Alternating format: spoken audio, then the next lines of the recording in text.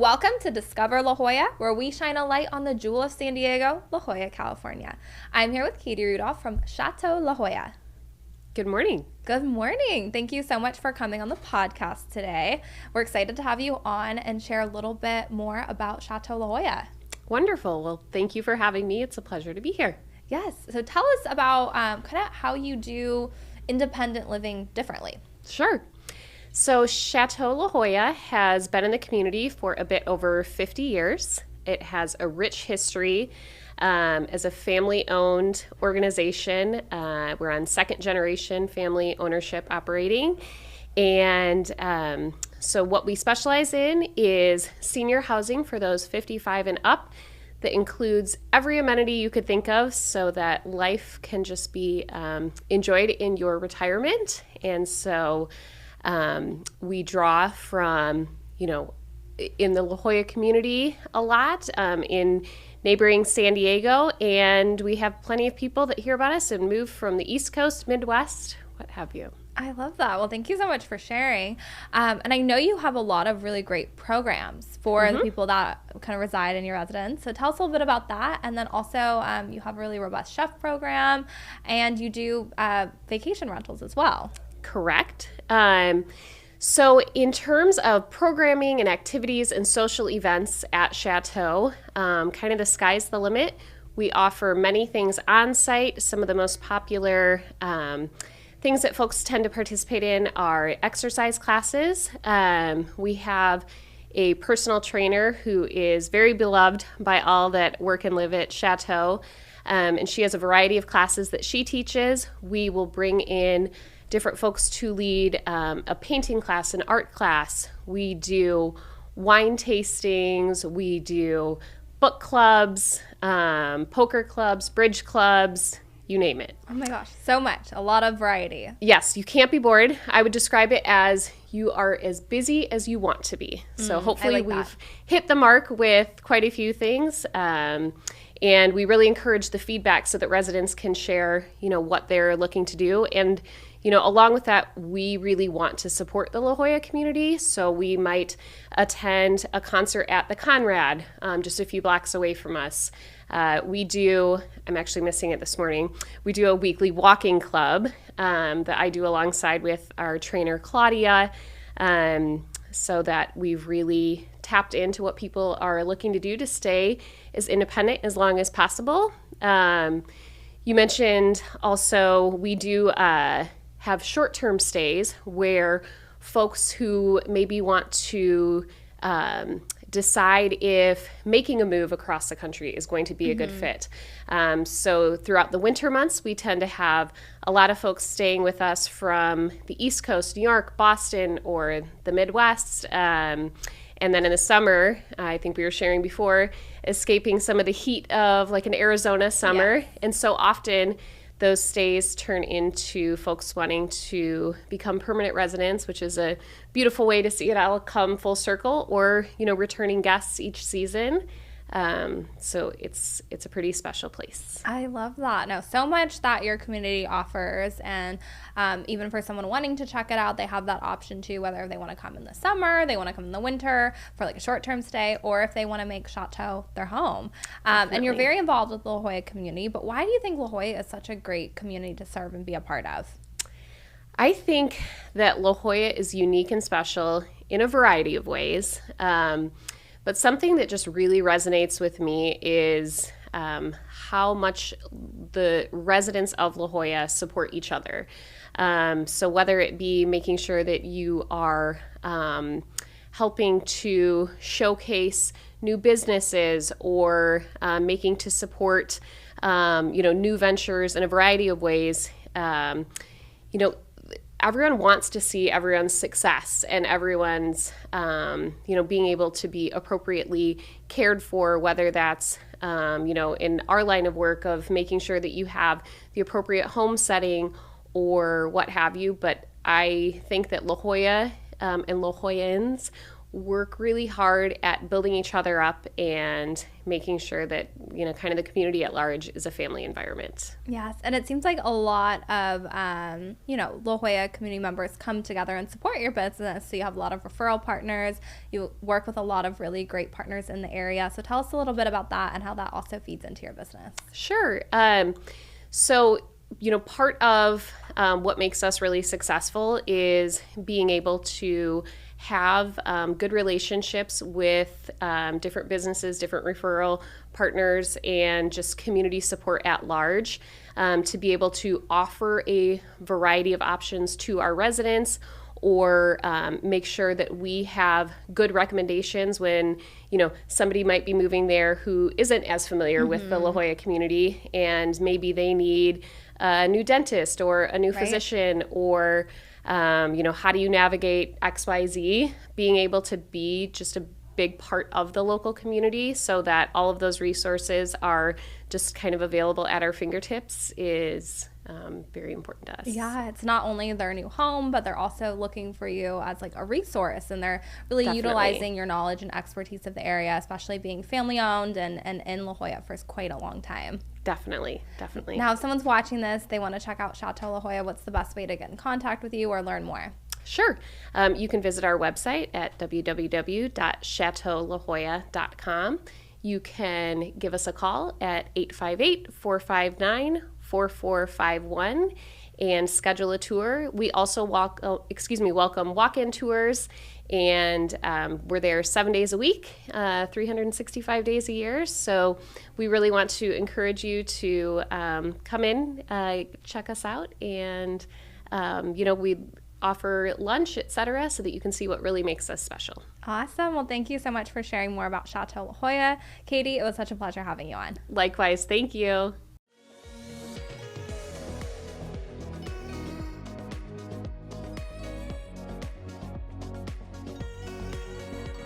Welcome to Discover La Jolla, where we shine a light on the jewel of San Diego, La Jolla, California. I'm here with Brooke Martindale of Cheer Home Care.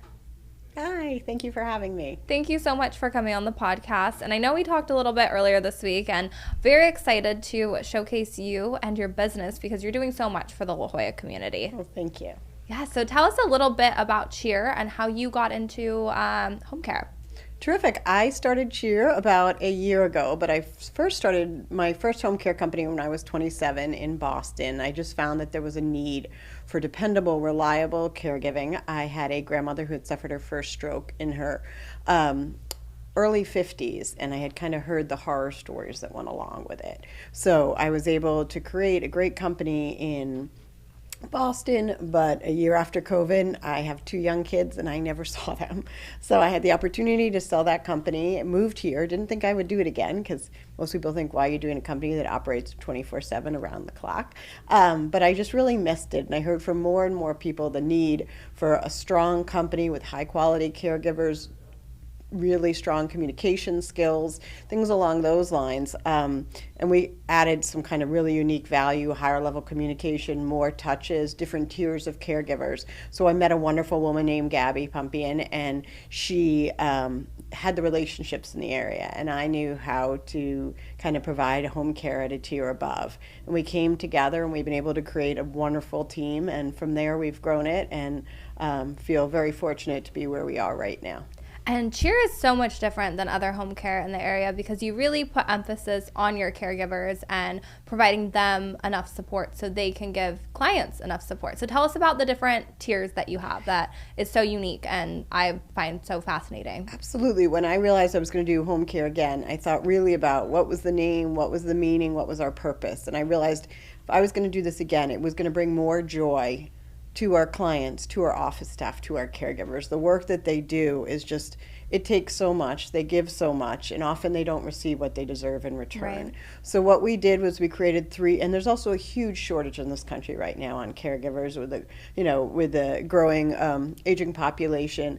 And what we did was we have our traditional caregivers, which are the best in the industry. We hire 1% to 2% of them. They have to do reading, writing comprehension, what-if scenarios with us. And then we have college companions.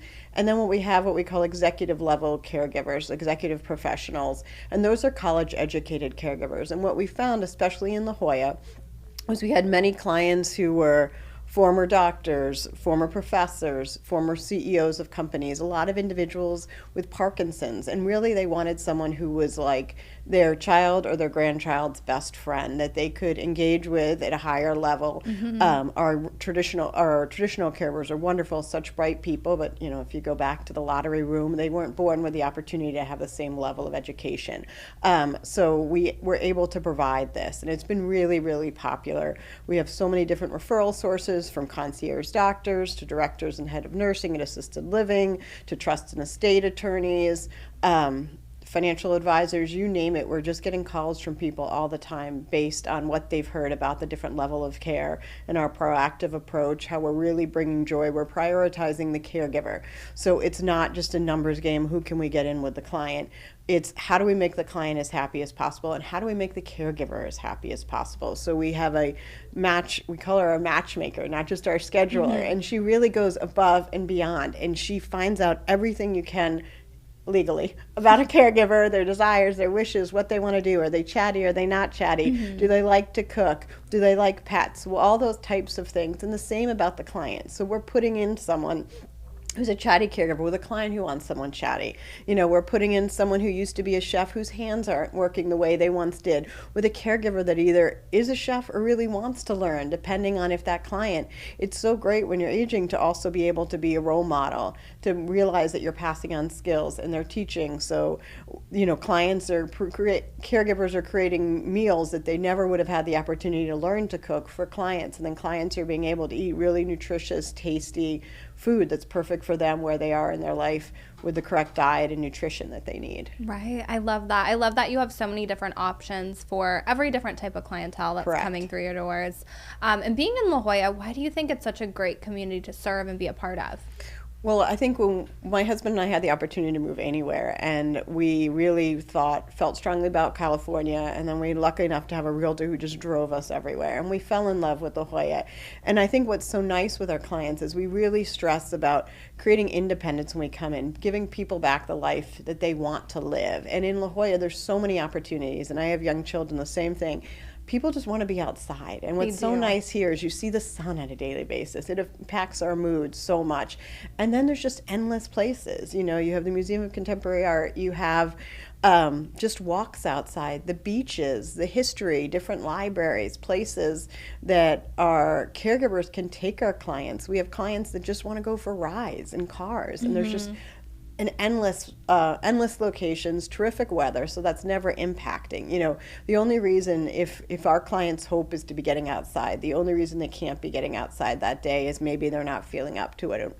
But our caregivers get so creative. We had one client who was recovering from surgery and she couldn't get out of her bed and she was starting to get depressed. Our caregiver actually went out. She videotaped places in the neighborhood that the client loved. She videotaped the sunset from her backyard so that the client could watch those types of things. So, you know, those are the rare situations where we can't get a client out of their room or their home, but we came up with creative ways. And now that client is, you know, she was in her early 90s. Some would have assumed that she, you know, that she might not have been able to become mobile again, and she is, and she's walking and she's enjoying all of those things with the caregiver, and I think that caregiver definitely helped the approach and the excitement and the joy. And I think when you have joy, we've learned over doing this work for so many years, as you get older, so much of your success has to, I mean, clearly there's all medical things we can't control, but there's also a mental component of the desire and the hope and the, you know, that extra bit that's going to make you do your PT or OT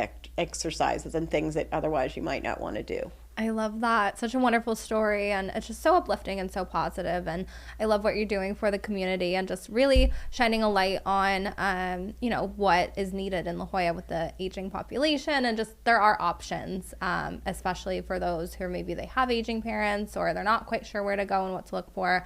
But it sounds like you offer a lot of really wonderful options for them and really great programs as well. Thank you. The one other thing I didn't mention too is we work with the Alzheimer's Association of San Diego, which has been an incredibly positive and wonderful experience. They have a walk coming up in October. So we have our Director of Care leads an Alzheimer's support group based in Bird Rock. So that's open to the public and anyone in La Jolla. And we also have a brain health program that is also led by her, which allows individuals with early stages of cognitive impairment to come and do activities that are research and scientific based that help to maintain your cognition as long as possible. So those are just two other ways that I feel so lucky and fortunate to be here and to be working with the population that we are. I love that you're giving back and just so much to offer the community. Now, if someone's watching this and they want to learn more, what's the best way for them to get in touch? You can always call us. We're happy to come out and do a complimentary assessment. You can go to our website, which is cheerhomecare.com, or you could give us a phone call at 858-868-5500. Wonderful. Thank you so much. Thank you so much, Brooke, for coming on, and be sure to check out Cheer Home Care.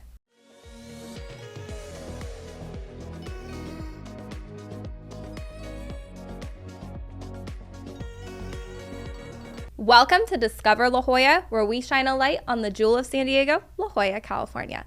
I'm here with Lauren Lockhart of the La Jolla Historical Society. Hi, Courtney. Thank you so much for having me today. Thank you so much for coming on the Discover La Jolla podcast, and we're very excited to have you on to talk about the La Jolla Historical Society, which is such an amazing organization in La Jolla. So why don't you tell us a little bit about the history and how you got involved with it? Absolutely. So we are actually a 60-year-old nonprofit organization based in La Jolla, and we are committed to celebrating and preserving the rich culture and history in the region along the water's edge.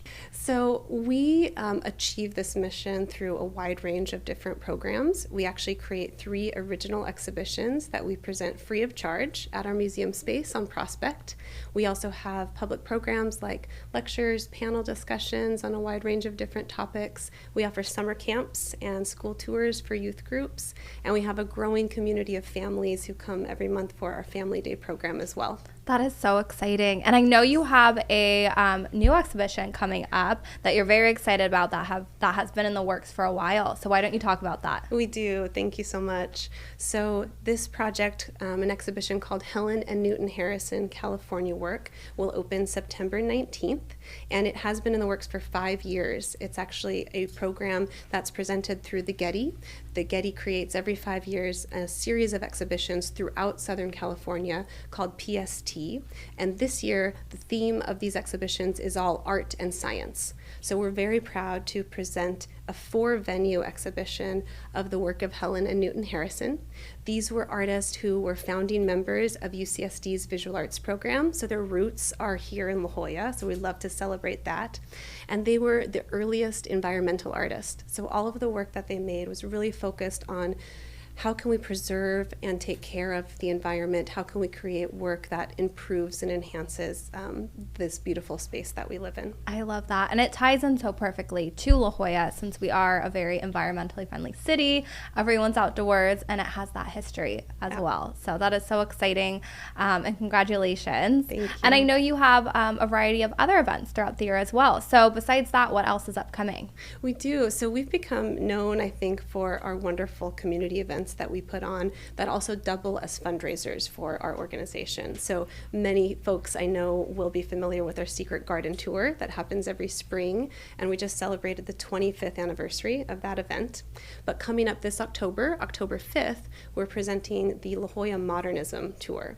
And this is a really spectacular home tour where guests will have the opportunity to see 5 on the self-guided tour or 6 on the Platinum Tour private residences that are beautiful examples of really perfectly preserved modern homes. I love that you're keeping just like the history of La Jolla alive, the architecture, and really trying to bring in that culture. Why do you think La Jolla is such a great community to serve? It's an incredible community. I mean, the architectural tradition alone is something I'm really interested and passionate about, and we love to celebrate through our programs and through programs like the Modernism Tour. But additionally, it's such a small community, and yet the impact and the reverberations from this tiny place in 92037 is really impressive. You know, we're the home of countless renowned scientific organizations. We've had a long tradition of a rich arts and culture community dating back to the days of the Green Dragon Colony at the end of the 19th century. And I just continue to learn more in my role here, and I really enjoy that. And the other thing I think about often is the community in La Jolla is so full of folks who have that spirit of volunteerism and want to give back to their community. We certainly at the Historical Society benefit from that, and we're so lucky to have those folks in our community. Well, thank you so much for sharing. And if someone wants to learn more about the La Jolla Historical Society or get involved and check out one of your events coming up, whether it's the Modernism Tour or the exhibition, how can they get in touch with you? The best place to go is lajollahistory.org. Our website has all of those details. You can also follow us on Instagram or Facebook at La Jolla History. Thank you so much, Lauren, for coming on the podcast. It was such a pleasure having you. My pleasure. Thank you.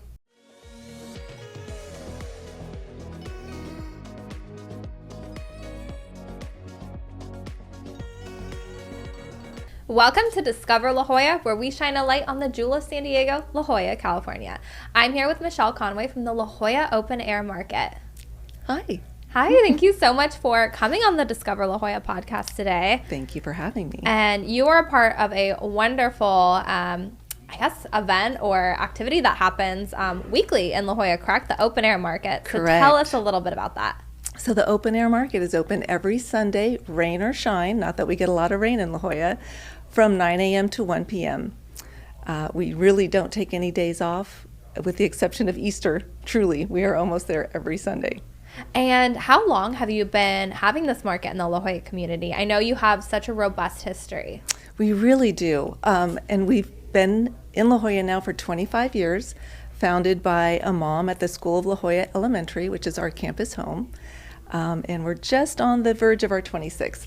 Wonderful. And how many vendors do you have on a given Sunday? We usually have approximately 140, and that includes our farmers, wonderful local artisans, and our international food court. Oh, I love that. That is so fun. And this is something that happens weekly, and you do it at the elementary school in La Jolla. Why is La Jolla such a great community for you to serve? You know, it's a very unique community to be in. Wonderful longtime residents and locals, also draws in tourists from around the world and visitors from around the world. So we've been very fortunate to be able to utilize this market, and the initiative was founded to raise funds for La Jolla Elementary School. And those funds to this day still go to support teachers, extra teachers in the classroom, some science teachers, technology, art, music, and a few capital items. But it's now is a mainstay in the budget of the school. It's really important. And you have an anniversary coming up in October. We do. So even through COVID, we were the first market to open 2 weeks after COVID started. Can't slow us down. We also have had a full site renovation of the school, which has taken 5 years. And this last year, they moved us onto the street, onto Girard Avenue, and to finish the renovation. And they have just completed it. Last Sunday was our first Sunday back on campus. All new facilities, beautiful. We're so excited to be back in our campus home. Now, is it an indoor market or outdoor? Fully outdoor. Okay, I love that. Well, if someone's watching this and they want to check out the market, what's the best way for them to get in touch? You can go onto our website, lajollamarket.com. There is a phone number that you can reach out to, an email you can reach out to, although we would love to have you come down to the market and meet us. We're at the big bright green information booth with a large tomato on it. We're always pleased to meet our visitors. Wonderful. Well, thank you so much for coming on the podcast today to share more about the La Jolla Open Air Market. And if you're looking for something fun to do on a Sunday, be sure to check them out. They would love the support.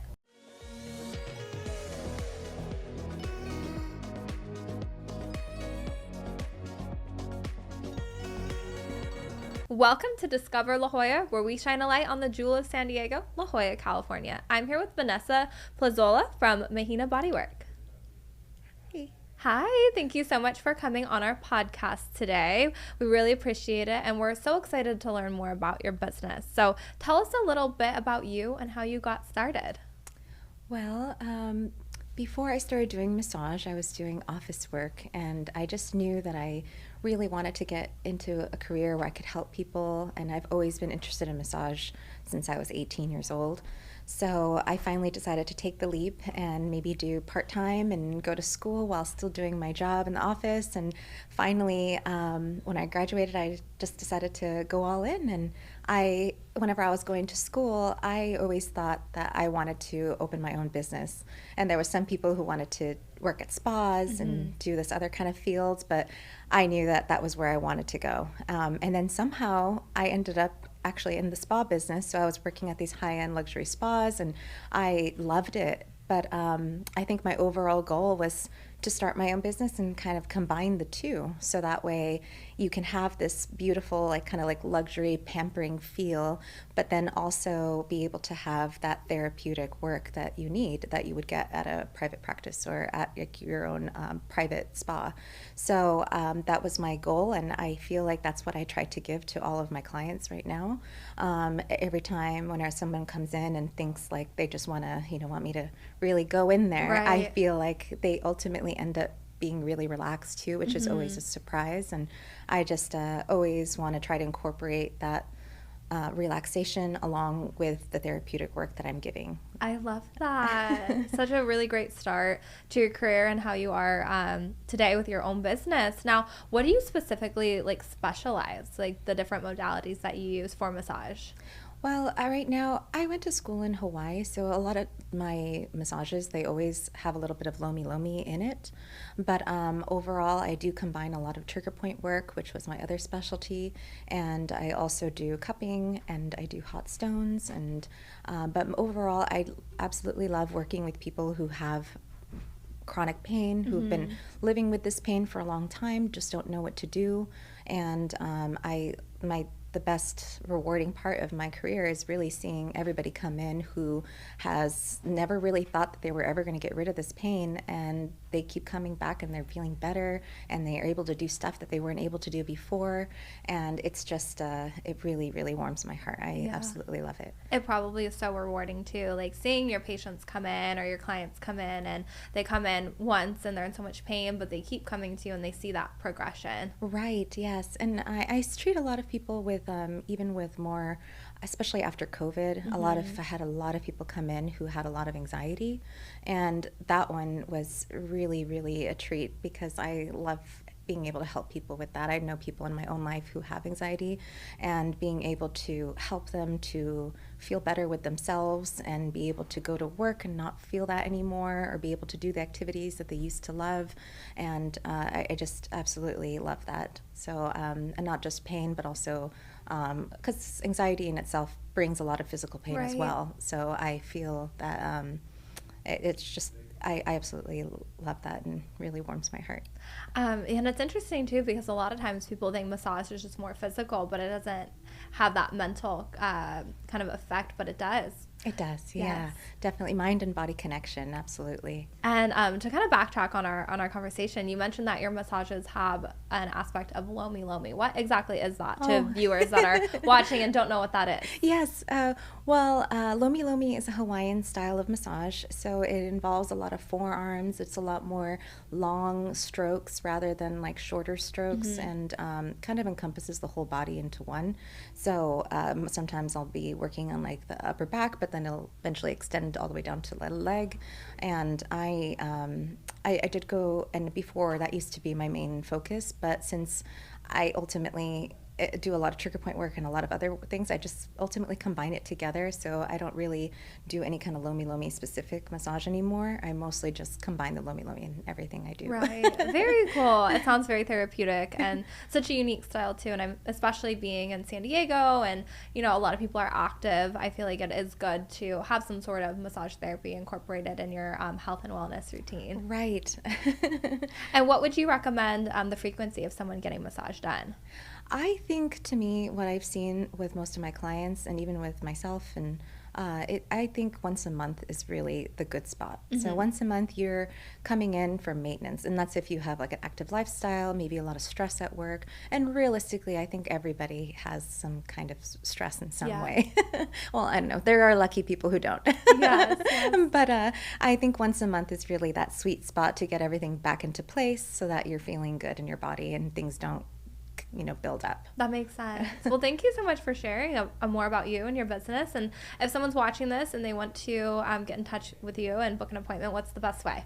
The best way is definitely online. Since it's just me, I'm a one-person show, it's kind of hard to be able to answer phones and be able to connect with people in that way.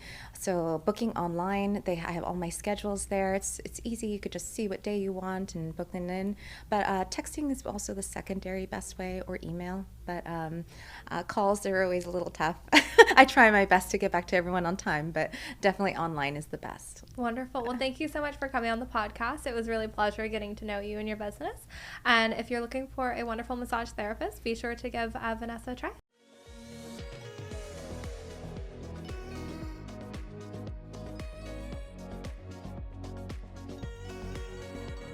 Welcome to Discover La Jolla, where we shine a light on the jewel of San Diego, La Jolla, California. I'm here with Jenna and John from Revival Eyewear, and they have a beautiful shop over in Bird Rock. Yeah, hi. Thank you for having us. Thank you, yeah. Yes, thank you so much for coming on the show. Yeah. Very exciting to have you on. I know I stopped in your shop a few weeks ago, and it was absolutely gorgeous and so much fun. So tell me a little bit about Revival and how you got started. I'll let you start. Well, I initially, it was a coincidental kind of chance happening, I guess. I was in Japan. I used to own a different company, watches, sold vintage watches, and I was in Japan sourcing watches, and one of the guys that I work with introduced me to some glasses, and I took one, sold it, kept buying. This is maybe 6 years ago. And then Jenna found an Instagram post. We're old friends from San Diego State. We used to teach there. And she came to help a couple days a week, and I knew that I couldn't build the business without her, so we partnered together and we formed a new glasses company. So yeah, we opened in North Park in 2021, and so at the time it was like, I think people need to like see these, touch these, like these are old vintage, never been sold, never worn, one-of-a-kind pieces from Japan, Germany, France, just like the highest quality glasses. And it was kind of like one of those things that it was almost a no-risk situation. I was like, I think people are going to love these. Yeah. And they have. So, yeah. Yeah, and it's so unique, too, because you offer such a wide variety of frames, but no two are the same. So tell us a little bit about how you source them and kind of like your niche in that market. Yeah. So right now we, primarily it's still from Japan. I'd say about 75% of the frames still come from Japan. Japan is world famous for their manufacturing of glasses and steel and acetate. So we're very lucky to have a lot of Japanese frames. Many of them didn't make it out of Japan. So we have some of the only pairs that you'll ever see basically in Europe or in North America. But we basically work with recyclers and people who go into stores in Japan and just take the entire store and put them in warehouses. Beyond that, we work with some people in Germany. I have a good friend in France who we do trades with. He really wants Japanese frames. He can't find them, and we love the French stuff. So we trade a couple hundred frames a month. And yeah, and we're also starting to work with American optometrists, opticians, retired people, and industry folks. We actually met. We brought some today, but we brought a few. Jenna's wearing one as well. A Sir Winston frame. So the man who made those was Ray Winston. He made them all in the 70s, and he was Elton John's eyewear designer. So we did most of Elton John's frames in the 70s. All the famous ones you see Elton John wearing are from Ray. He's become a good friend of ours, and he has decided to sell us the remainder of his collection. So all of our Sir Winston frames are from Ray, and they come from his storage unit. It's really special to have those. Wow, that's so unique, and that's such a cool opportunity. Congratulations. Thank you. It's amazing. Yeah. Especially since you've only been in business for what? How many years? 3 years. 3 years. So 3 years, September 3 years will brick and be mortar. September will be our 3-year anniversary at North Park. Yeah. Wonderful. Yeah. And you have the Bird Rock location. Yeah, we just opened Bird Rock about March 16th is our date that we just open the doors and hope for the best. Yeah. So And not only do you have frames, but you also do lenses in-house. So tell us about that and the services you offer. Yeah, we do everything. So kind of there's no other store that has the completeness of services that we do. So you come into the store, you grab your most unique pair of vintage eyewear, and then you give us your prescription, or you get your prescription done by or eye exam done by our doctor at our North Park location. And in 30 minutes we have your prescription done, because pretty much we stock 90% of single vision lenses. Anything above that is usually 24 to 48 hours. Progressives are done within, I don't know, a week. But that's kind of like, that's an amazing part. There's nobody really that does that. And yeah, after like really learning the industry that we've kind of found ourselves in, we realized that all the segments of the optical industry are really segmented into different areas. So you have like a Sunglass Hut, which only sells sunglasses. Then you go to a traditional optometrist. They only do prescriptions. They don't sell non-prescription sunglasses. Then you have labs, insurance companies who just do the lab work. And we've kind of taken all of that and we put it all under one roof. So we do non-prescription custom sunglasses. You can come in and get a frame and a free sunglass lens. Non-prescription, you can do that a takes about prescription 5 lens. minutes to do. Yeah, we have a lab in the back, which is almost unheard of. Maybe like 5 or 10% of offices have a lab in the back. It's costly. You need licensing. Lenses are expensive, and a lot of optometrists will link themselves with insurance companies. So then they're forced to use those insurance companies and their labs in order to complete the services, which is why it takes like 2 weeks, because you have to wait for all these different moving pieces to come together in order to get your prescription. But from us, we're not beholden to anybody, anything, any insurance company. So we get to dictate what we do. Yeah. And you mentioned too that your frames don't really leave the store. So you know that they're protected, they're not going to get broken, especially when they're such unique pieces too, where you want to be careful with them. Yeah, I always say like my hands are the ones touching that frame. My hands are the ones putting that prescription in and protecting that one-of-a-kind frame that you cannot get anywhere else. So, and we also will relens frames for other people. So like a lot of people, they have these frames that they love.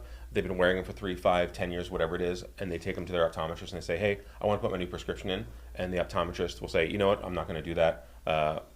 The safety of the frame has been compromised, so we're not going to put any lens in it. You have to buy everything brand new from us. But we'll do whatever, because all of that is kind of, it's not real, it's just a way to make a little more money. We really believe in like reviving old frames, and if we don't sell our frame to that person, but we put a lens in, like that's another piece of like sustainability. Like we're not putting out anything new. We're not producing a lot more products in this world. We're so actually we having really believe an upcycling event in North Park next month. So basically, you'll be able to you can register on our Instagram account. But we're basically allowing people to bring all of their old frames, and we're going to help them clean the frames. We're going to re-lens them either with a prescription or a non-prescription sunglass lens, and we're going to give a nice discount, like 50% It's 50% off the sunglass lens, and then 25% off all prescription lenses. Very cool. So just to kind of like, put that into, we truly believe in sustainability and using old things and upcycling things that we already have. Right. I love that. So great that you're focusing on sustainability. And I know since you opened up the Bird Rock shop, tell us about that. You were stalking that corner for a while. You really wanted to enter into the Bird Rock market. Yeah. So where have you found success being in La Jolla, and why do you love having a shop in La Jolla? So we would go like once a month to that one strip right there, like between Beaumont's Paradisia. There was never anything. There was never anything, and we were determined to like. We just thought that the neighborhood was so beautiful, so deserving of like really cool shops, and deserving of becoming like an actual retail destination. So we went one day. There wasn't even a for rent sign in the thing, and we saw that it was being like there was construction. So renovated. We knew that there was a tenant in the space, and now there was no tenant. It was being renovated. So we went to the postal annex next door. We spoke to Anita, she's fabulous. She's been there forever. Yeah, and we asked her what's going on, and she she was nice enough to give us the name of the property managers, and we contacted them, and they hadn't even put it on the market yet. And we were lucky enough to be able to get the space. So it's been, so we opened March 16th, and it's been, we've gotten such great feedback from the community of just like, this is what Bird Rock needed. This is such a welcomed type of store in this area. Just a one-of-a-kind piece. We already have customers that have upwards of 3-4 pairs. We've only been in business, but we've only been there for 3 or 4 months. But just people come in. Yesterday I had a woman come in that was like, I just love coming in every time. It's always different. I have like 4 of the most vastly different pairs. It's been a great situation. Yeah, definitely what La Jolla needed and what Bird Rock needed for sure. Yeah. Now, if someone's watching this interview and they want to check you guys out, they want to learn more, what's the best way to get in contact and visit one of your shops? You can go to our website at revivaleyewear.com. Our Instagram is revival_eyewear. Is anything else? We don't really have much of a presence on anything else. Yeah, but those are the big ones. Awesome. Well, But thank you so much. Thank you. Jenna. Yeah. Thanks so much, John. Yeah. Thank you. Such a pleasure learning more about Revival, and be sure to check them out if you're in the Bird Rock area. Thank you so much. Thank you.